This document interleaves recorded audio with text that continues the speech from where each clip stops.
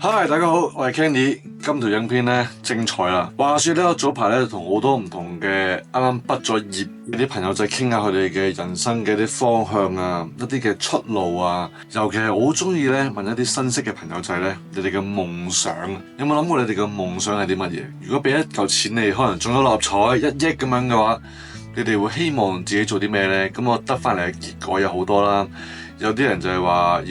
我想去 keep 住可以做一個鋼琴老師啦，有個係話想 keep 住教小朋友打波啦、打籃球啦，有個最好笑嘅，有個係話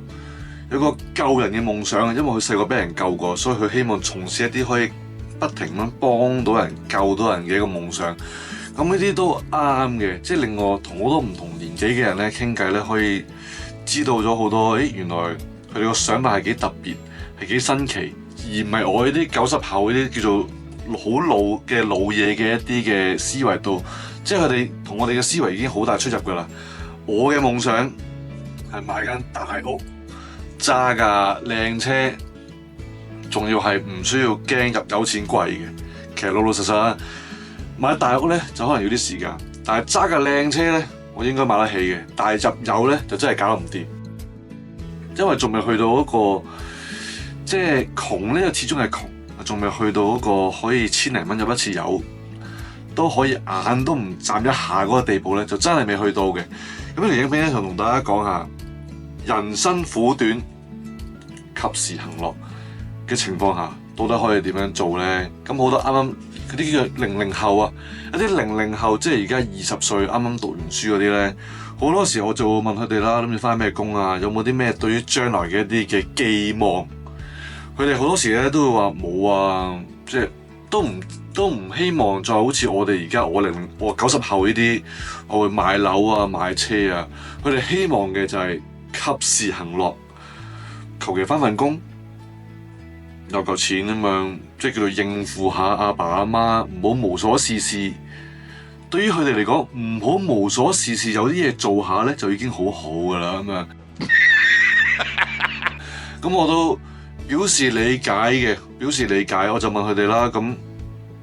之後年紀再大啲啦，去到20中30頭，咁你都要應付你嘅日常生活開支噶嘛。最大嘅開支係乜嘢啊？我問佢哋就答咗幾樣嘢：食好嘢啦，食好西啦，之後 shopping 啦。我問佢哋買啲乜嘢咧，都比較即係會係我期望之中嘅，就係買咩 Casetify 手機殼啊。可以去日本啊，好多個都可以去日本，可以唔需要睇價錢去日本啊，去泰國啊。咁我就問下佢哋啦，你哋去旅行，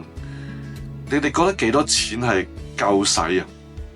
我話2萬蚊，大部分拉咗個 range 嚟講咧，有啲人1萬蚊嘅，有啲人4、5萬蚊。咁我拉勻咗，大約係2萬零蚊，當係2萬5蚊啦。我就咁好啦，當你每年2萬5蚊，咁你每年2萬5蚊，即係等於你份糧，不如當你有2萬5蚊糧一個月啦，好嘛？就等於使咗你1個月嘅糧，我就咁同佢哋傾偈咁樣傾啦。咁你有冇諗過，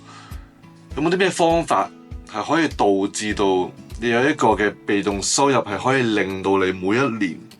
都有一個25000蚊出現咗咧？咁樣，咁我哋就話啦，你唔知啊，咁點樣有25000蚊出現咗啊？我就同佢哋講，其實而家除咗銀行定期之外咧，銀行定期或者你炒嘅虛擬貨幣啊、炒基金啊、炒股票啊，